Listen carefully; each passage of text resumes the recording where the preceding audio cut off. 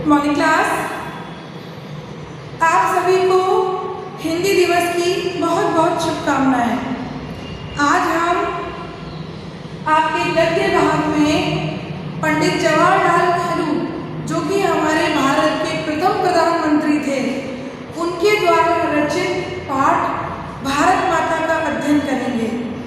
ये पाठ हिंदुस्तान की कहानी नामक उसके 5वें अध्याय से लिया गया है। इसमें उन्होंने भारत माता क्या है, भारत भूमि का अर्थ क्या है, भारत माता की जैसे मतलब किसकी जैसे है। हमारे जो ये प्रधानमंत्री जी थे जवाहरलाल नेहरू, ये देश विदेश की यात्राएं किया करते थे और वहाँ हमारी भारत भूमि का जिक्र किया करते थे।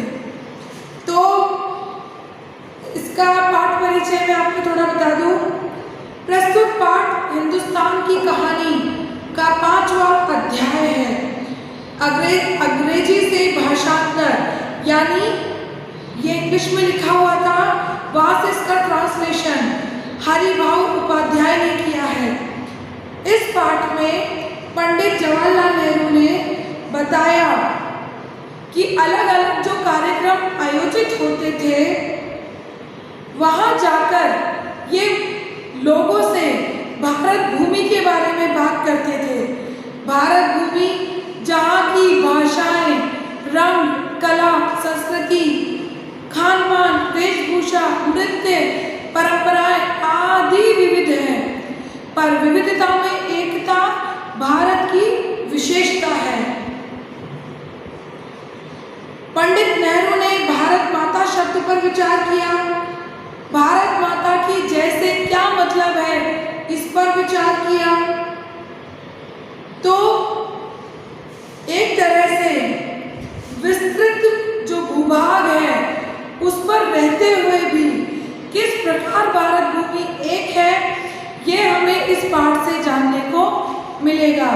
बहुत ही सरल पाठ है, तो इसकी पंक्तियां पढ़ना प्रारंभ करते हैं। भारत माता। अक्सर जब मैं एक जलसे से दूसरे जलसे में जाता होता, यानी एक कार्यक्रम से दूसरे कार्यक्रम में जब पंडित जवाहरलाल नेहरू जाते थे और इस चक्कर में काटता रहता होता, तो इन जलसों में भी अपने सुनने वालों से अपने इस हिंदुस्तान या भारत की चर्चा करता। यानी किसी भी कार्यक्रम में जब नेहरू जी जाते, तो वहाँ वो भारत माता के बारे में बात करते। भारत एक संस्कृत शब्द है और इस जाति के परंपरागत संस्थापक के नाम से निकला हुआ है। भारत जो शब्द है, वो यहाँ के राजा दुष्यंत और शकुंतला, मतलब भरत जो शब्द है,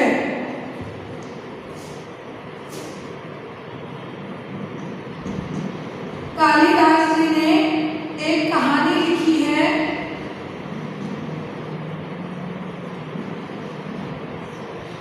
कालिदास जी ने एक कहानी लिखी है, अभिज्ञान शाकुंतलम। उसमें इन दो पात्रों का जिक्र मिलता है, दुष्यंत और शकुंतला। इनका पुत्र था भरत। इस भरत के नाम पर हमारी भारत भूमि का नाम भारत हुआ।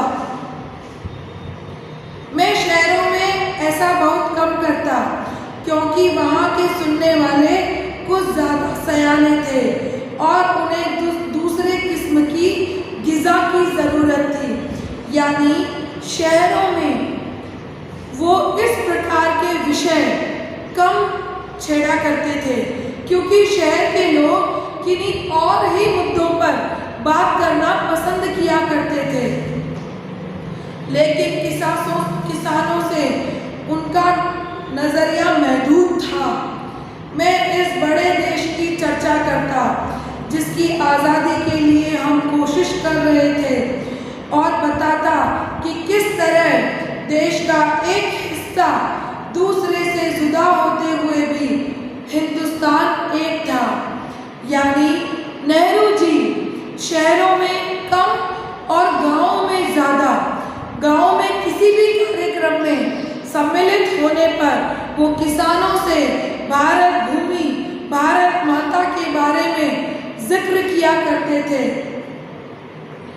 मैं उन मसलों का जिक्र करता जो उत्तर से लेकर दक्षिण तक और पूरब से लेकर पश्चिम तक किसानों के लिए यकसा था, यानी एक सा था। इस प्रकार हम लोग north, south, east, west, north में जम्मू कश्मीर, साउथ में कन्याकुमारी, ईस्ट में अरुणाचल प्रदेश और वेस्ट में गुजरात, तो यानी पूरी भारत भूमि जो उस समय आज़ादी के लिए लड़ रही थी, उसके प्रत्येक कोने के बारे में नेहरू जी बात किया करते थे और स्वराज्य का जिक्र करता जो थोड़े लोगों के लिए नहीं बल्कि सभी के लिए फायदे का हो सकता है। मैं उत्तर पश्चिम में खैबर के दर्रे से लेकर दूर दक्षिण में कन्याकुमारी तक अपनी यात्रा का हाल बताता और ये कहता कि सभी जगह किसान मुझसे एक ही सवाल करते, क्योंकि उनकी तकलीफें एक सी थी, यानी गरीबों, कर्जदारों, पूंजीपतियों के शिकंजे, जमींदार, महाजन, कड़े लगान, सूद, पुलिस के जुल्म और ये सभी बातें गुथी हुई थी उसी डड्डे के साथ, यानी बोझ के साथ, जिसे एक विदेशी सरकार ने हम पर लाद रखा था और इससे छुटकारा भी सभी को हासिल करना था। इन पंक्तियों का अर्थ है कि उत्तर से लेकर दक्षिण तक, पूरब से लेकर पश्चिम तक जो नेहरू जी थे, सभी जगह स्वराज की बात करते, स्वतंत्रता की बात करते और किसानों के मुद्दे पर बात करते, क्योंकि किसानों की समस्याएं सभी जगह एक सी थी। जैसा आपको ध्यान हो, हमने एक कविता पढ़ी थी, वे आंखें, जिसमें किसान का दर्द उभर कर आया था। तो किसी भी क्षेत्र का, भारत भूमि पर रहने वाले किसी भी क्षेत्र का किसान हो, उसकी समस्याएं एक सी होंगी।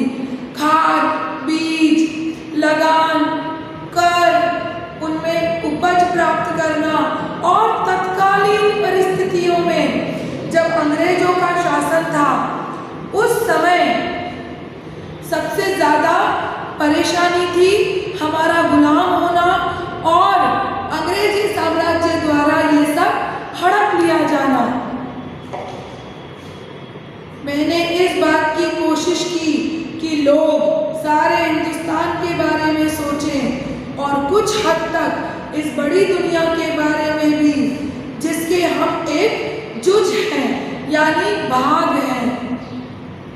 जब नेहरू जी थे और स्वतंत्रता की लड़ाई चल रही थी, उस समय सभी न केवल भारत में, विश्व में भी युद्ध हो रहे थे। प्रथम विश्व युद्ध हुआ 1914 to 1918 और द्वितीय विश्व युद्ध हुआ 1939 to 1944।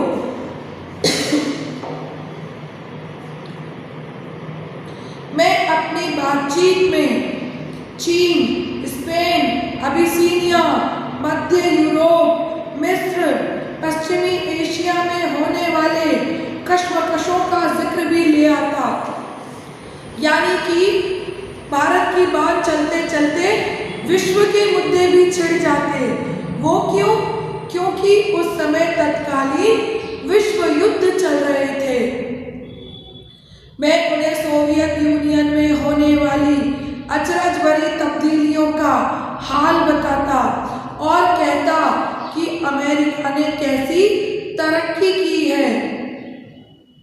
यह काम आसान ना था, लेकिन जैसा मैंने समझ रखा था वैसा मुश्किल भी ना था।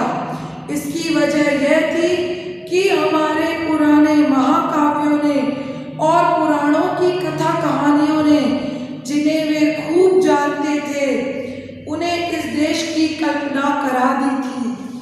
और हमेशा कुछ लोग ऐसे मिल जाते थे जिन्होंने हमारे बड़े बड़े तीर्थों की यात्रा कर रखी थी, जो हिंदुस्तान के चारों कोनों पर है। या हमें पुराने सिपाही मिल जाते थे जिन्होंने पिछली बड़ी जंग में या धामों के सिलसिले में विदेशों में नौकरियां की थी। सन 30 के बाद जो आर्थिक मंदी पैदा हुई थी, उसकी वजह से दूसरे मुल्कों के बारे में मेरे हवाले यानी संदर्भ उनकी समझ में आ जाते थे।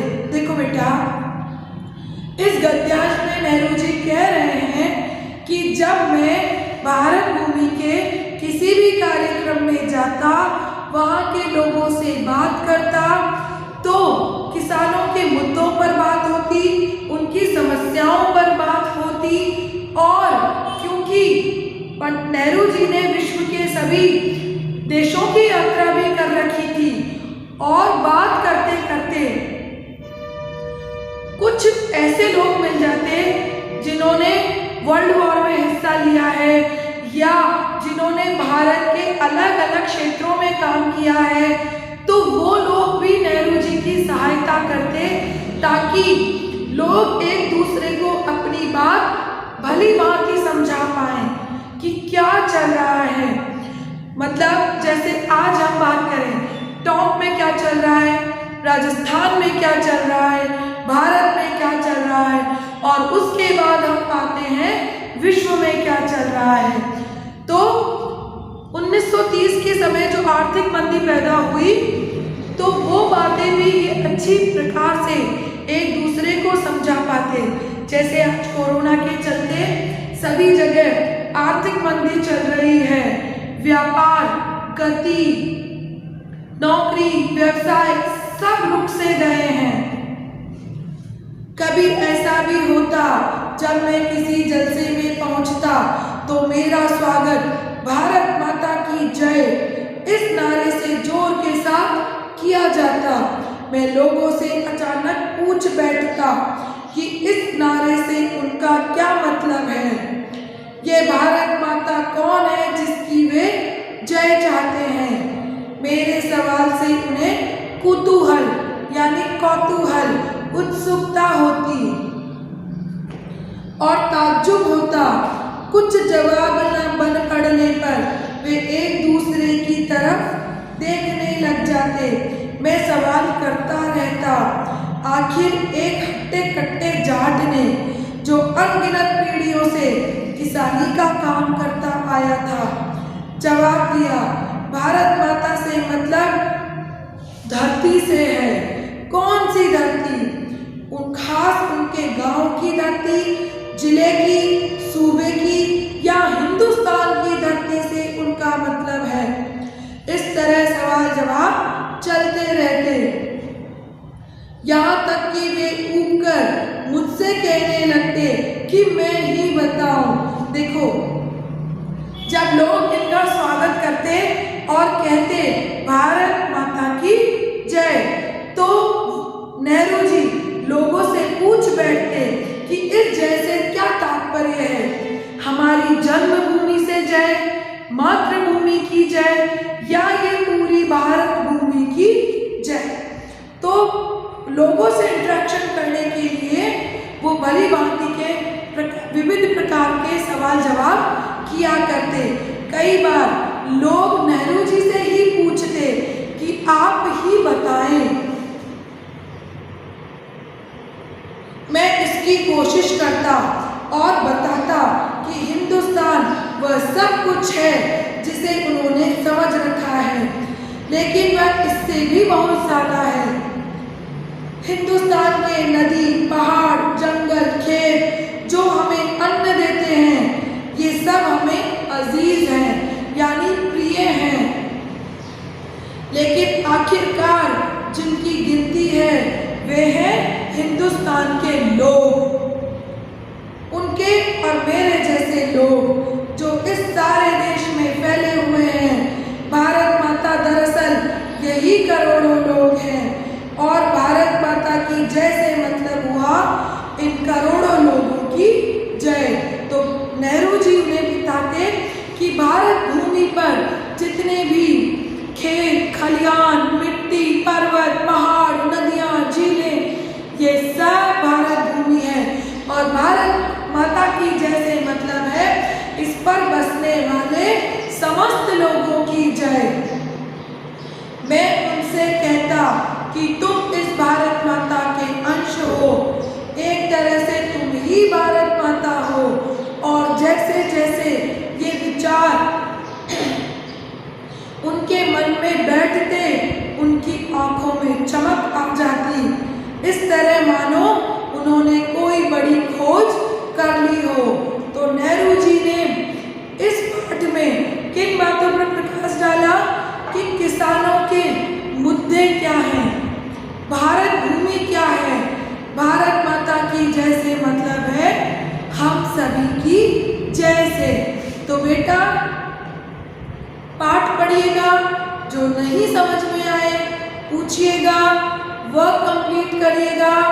उन्हीं बच्चों का सेकंड टेस्ट होगा जो लगातार वर्क शेयर कर रहे हैं। मिलते हैं अगली क्लास में, तब तक के लिए धन्यवाद।